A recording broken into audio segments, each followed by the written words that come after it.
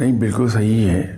یہ جو بڑے لوگوں کے بچے عام طور پہ ویسے نہیں اٹھتے جیسے وہ خود ہوتے ہیں، اس کا بڑا اچھا جواب بانو آپا نے دیا تھا. بانو قدسیہ صاحبہ نے ٹی وی پر کسی نے ایک سوال ان سے پوچھا تھا، تو انہوں نے جواب دیا تھا کہ درخت جتنا تناور اور گھنا ہوتا ہے وہ اپنے سائے میں کسی دوسری چیز کو اگنے نہیں دیتا. اس کی ایک وجہ اور بھی بنتی ہے کہ جو آدمی اتنا کامیاب ہے، اس بلندی پر اللہ اسے لے گیا ہے، اس کے پاس وقت نہیں ہوتا کہ وہ اپنے بچوں کو پورا وقت دے سکے. نتیجہ یہ ہے کہ وہ تربیت میں اس کی کمی رہ جاتی ہے. تو بچے وہ نہیں بن پاتے جو باپ ہوتا ہے.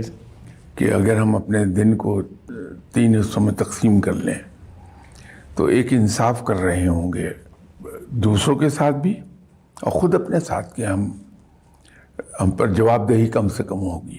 تو اگر ہم بچوں پہ توجہ دیں گے تو ان کی اٹھان پر ہماری نظر رہتی ہے. ٹھیک ہے. ہم جہاں دیکھتے ہیں کہ ان کے اندر ان کی انا بڑی اسٹرانگ ہو رہی ہے تو وہاں ان کو ہم کرب کر سکتے ہیں فوری طور پہ. لیکن روکنے کا طریقہ جو ڈائریکٹ میتھڈ ہم پاکستانی ماں باپ استعمال کرتے ہیں وہ عام طور پہ کام نہیں کر پاتے، کیونکہ ہم ماں باپ پاکستانی ماں باپ بلیو کرتے ہیں نصیحتوں پہ.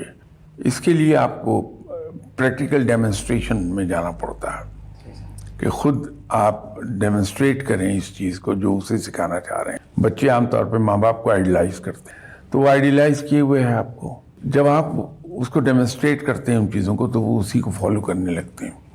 تو یوں بچپن سے آپ ان کی ایگو کو ٹھکانے پہ رکھ سکتے ہیں.